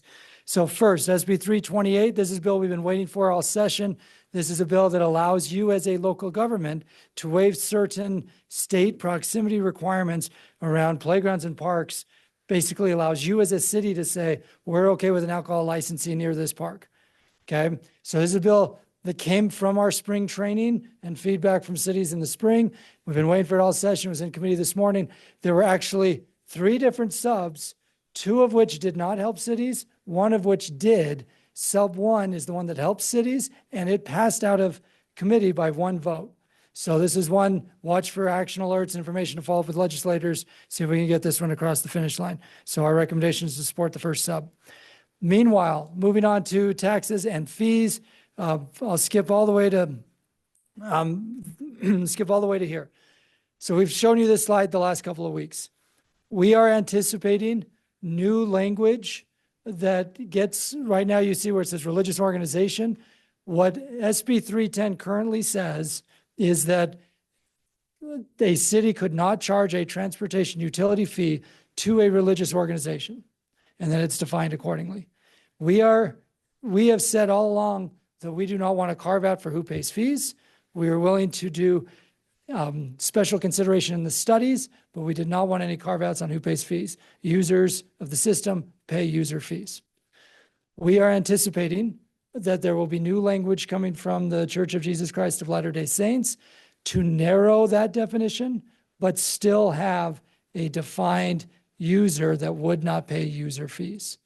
I had asked for it by LPC so we could present it to you. We still don't have it, which means we're still in the same position. We support 454 and we oppose 310, but I could see a scenario in the next 24 hours where the powers that be say, we're going to move forward with the bill that has this narrow language in it. In which case we would need to decide, are we going to flip our position on 454 and oppose the bill with that in it? So any thoughts on that? Like, this is one we can work with the officers and say, here's the definition, here's what it means. Are we going to fight it or not? If I had the language, I'd give it to you right now. But it was what I was told was they wanted to carve out houses of worship and other certain types of buildings, but I still don't have the language. Any comments? Need a mic? I commented in the committee that it wouldn't matter if it was carving out pizza parlors, because that's really, I think it's just a core fundamental principle for the league that if this is a fee, everybody should pay. It keeps it fair for everybody. No one has to subsidize anybody else.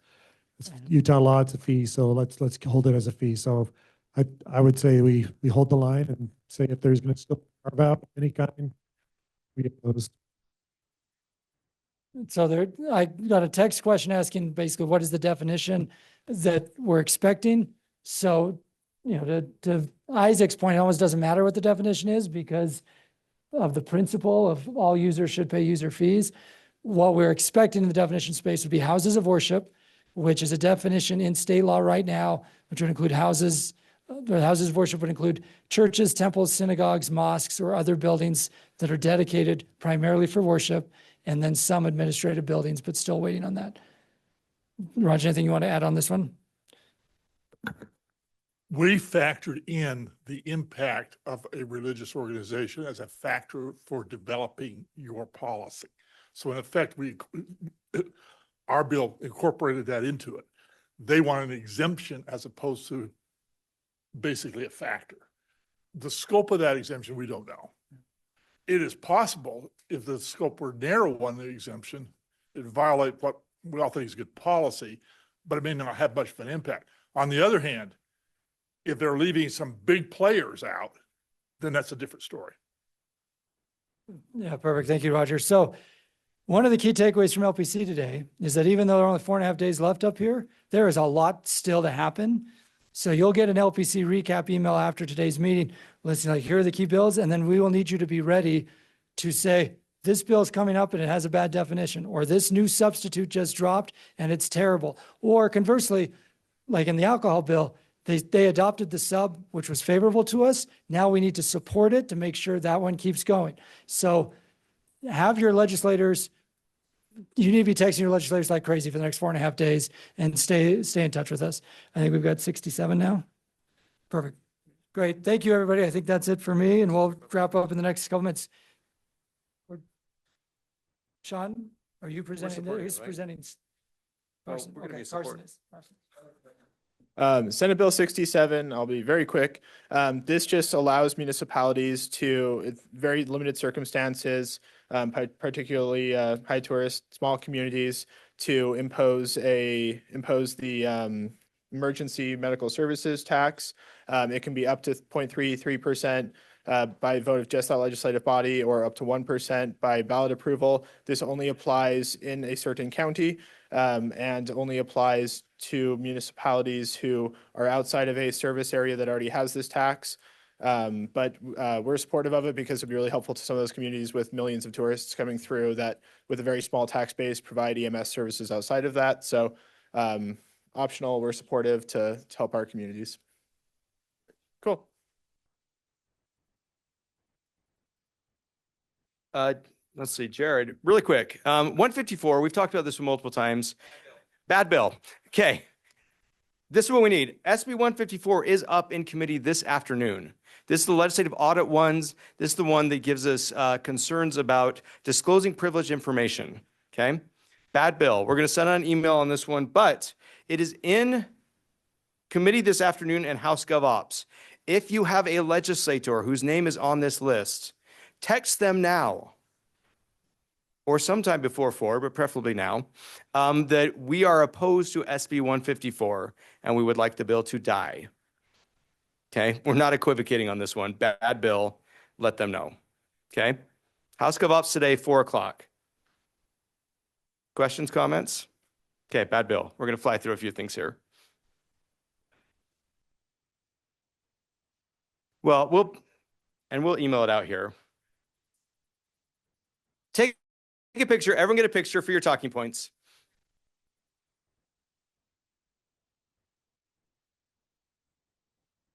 There we go. This one again, up in committee this afternoon. The bottom bolded sentence is no longer the case as of a few minutes ago. All right. Okay. 77, Jared, do this one real fast. Another bad bill. Unconstitutional. That is, it allows you to only put up certain permitted flags on your flagpole. And there's some important cases on government speech. This allows the government to take a position and, if they would like to, raise a flag that is and there's nuances in these cases, but these are the 3 cases that are the important cases to look at. The current penalty is that the auditor will give you a notice and 30 days to cure. It's a little unclear, but then $500 per day violation if you don't take it down. And you can appeal it, but the standard is clearly erroneous, is what the judge has to find that the decision was made. So we have flagged this bill. So this bill has passed out of the both committees. The only place it is left is on the Senate floor. So this is another one that we may send out an alert on. So watch for this one. I think the next slide. Nope. We're going to come back. Transportation, SB 195. We've talked a lot about this bill. Salt Lake, I think, mentioned this first one.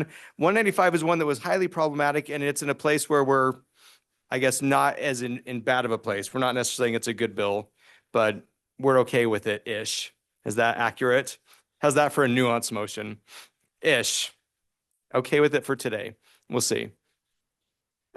Not priority-ish, but homelessness, Molly.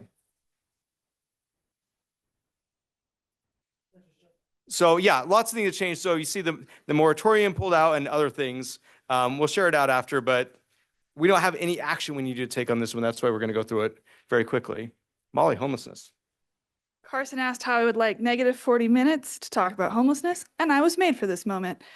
There are 3 bills that we have been tracking. Dave Davis is 329, Dave Davis, this is for you, my guy. 329, I recommend we support this. We got 99% of the requests we made. Shelter cities, I've been chatting with you. We can circle up, but we were able to negotiate many of the provisions we needed in this bill, including going back to the Tier 3 definition that we liked, removing funding prioritization language, cleaning up a lot of other stuff.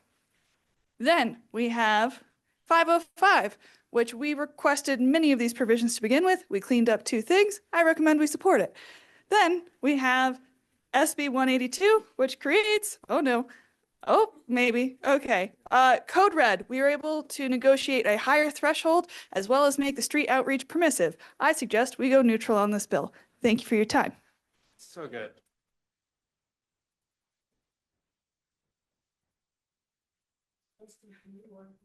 I can learn from her.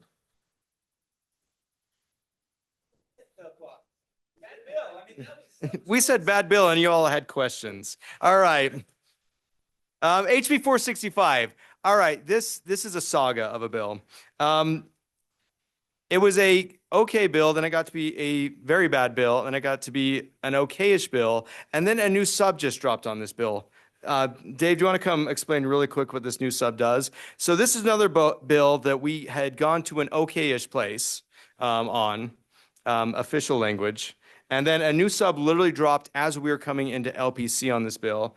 And I'm going to have Dave Spatafor tell us really quickly what this new sub does. Is this the one or? Nope. One more. Nope, one more back. There we go. Okay, I'm going to also ask Dave Quigley to help me. Today, in the Law Enforcement Legislative Committee, the chiefs and sheriffs became apoplectic. Now in 465, a change in the bill, it started out as last week we talked about the compromise that was made, with Salt Lake City in terms of law enforcement and the eminent domain. Now, the second sub is going to add to the bill a notice of internal investigations on your IA investigations in your police department. If you are going to, if your chief wants to demote, 3 days off without pay, or suspend an officer, before that IA hearing occurs, another hearing has to happen, which is essentially a mini trial. Dave, you can say it a lot faster than I can. So what this bill does is you have 10.3.1105 and 10.3.1106, which are the due process rights that all employees get when they are facing certain levels of discipline. It's essentially just notice and opportunity to be heard. You have to provide the employee with a predetermination letter, says what the allegations are, what you're going to be relying on, and the hearing at that point is essentially just a time for the employee to come and tell the decision maker, hey, here are 4 or 5 things I think you should consider when you decide whether you should impose discipline or not. It's a pre-discipline process. Post-discipline, there's generally much more due process. The ability to make arguments, present evidence, and really challenge the disciplinary decision. This requires that level or even higher level of due process, opening and closing arguments, the ability to be represented by counsel, and a variety of other things of that nature before discipline has ever been imposed. So for any interviews with your IA department or as part of your pre-disciplinary process. So it's a large expansion. And this would apply to all law enforcement officers. So if you hire a cop or control discipline over a law enforcement officer, your due process is going to significantly change.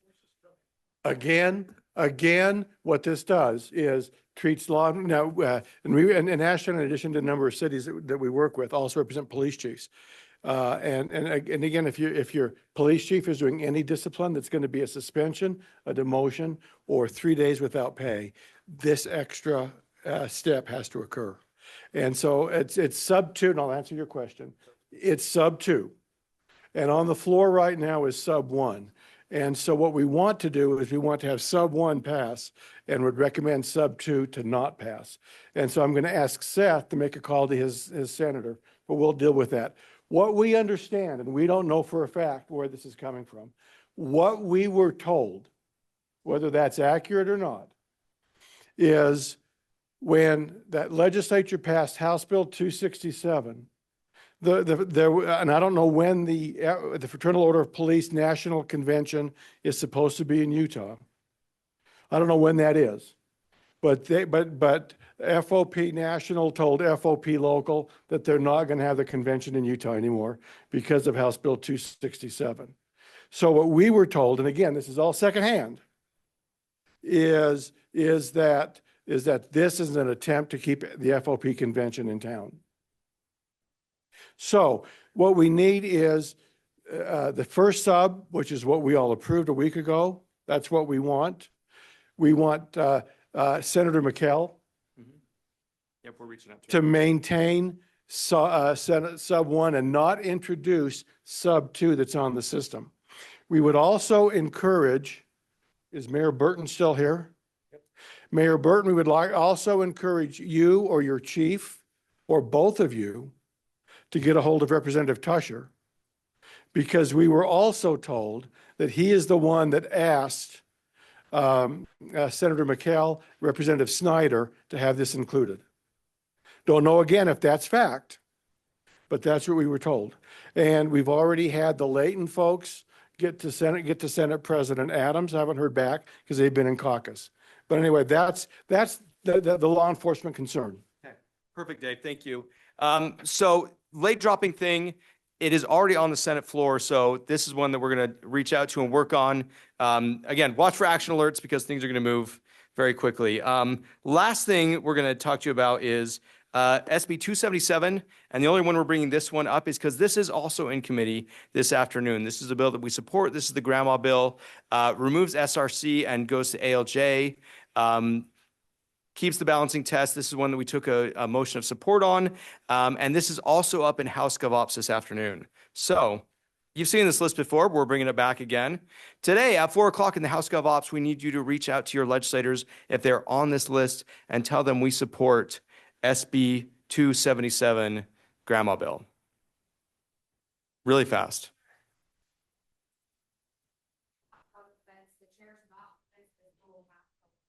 Yeah, so the reason we're bringing this up is some people are on the fence about this one. So hit up your legislators.